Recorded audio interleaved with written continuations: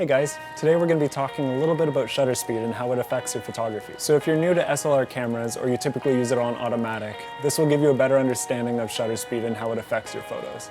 So shutter speed is referring to how long a camera lets light hit its sensor as it's taking a photo. You can think of a shutter on an SLR camera similar to a tiny set of blinds that open and close, letting light through.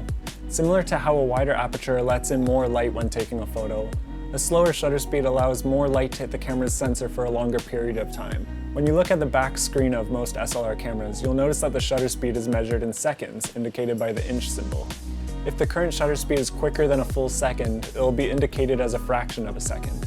So unless your camera is stationary on something like a tripod, you'll have more motion blur the slower your shutter speed is. Typically, shutter speeds 1 second or slower are reserved for long exposure photography. A slow shutter speed, or what's considered a long exposure photo, is used for things like astrophotography or making moving water appear smooth. In these cases, a lot of the time a photographer will use a tripod to keep their camera completely steady so that only the elements in the scene will appear as if they're moving with motion blur.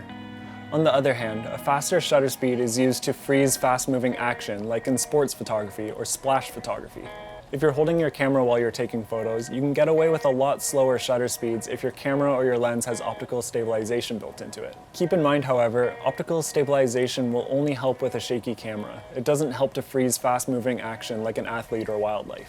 A quick and easy rule of thumb when you're shooting handheld is to always make sure that your shutter speed is either the same or quicker than the focal length you're shooting at. So as a quick example, if you're shooting with an 80mm lens, just double check that your shutter speed is at the very least an 1/80th of a second or faster. Well, that's it for today, guys. If you found this video useful, please make sure to like and subscribe to our channel for more content just like this, and I'll see you in the next video.